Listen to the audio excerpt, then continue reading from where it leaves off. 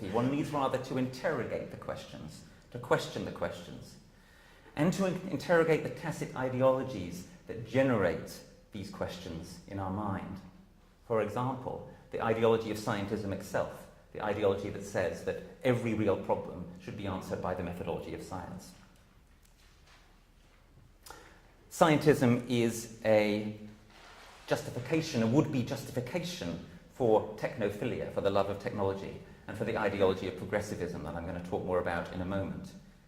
Actually, the justification doesn't work even if scientism were right, which it isn't. Because it doesn't follow from the fact that there is scientific progress, that there is, in the same sense, technological progress. Scientific progress is about us coming to know more about the world. Technological progress, so-called, is about us coming to be able to do more to the world. But just because we can do more to the world doesn't necessarily mean we ought to do more to the world, right? No one can really complain. There's nothing to be said against it when scientists learn something they didn't learn before. But when a new technology is created, it's always an open question whether we should complain. And I'm going to suggest that sometimes we should, and that it's essential indeed for us to do so.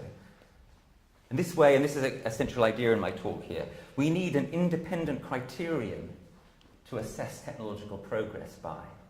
Right? Just because a new technological innovation has occurred doesn't mean we should really describe that as progress.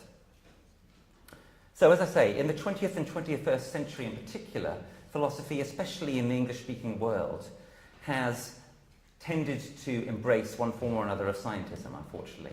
Wittgenstein has mounted a heroic rearguard action against scientism, as manifested especially in so-called analytic philosophy, a discipline with would-be sub-disciplines, sub-subjects, in which we make progress. We make progress, allegedly, on the mind-body problem or on the problem of our knowledge of the so-called external world.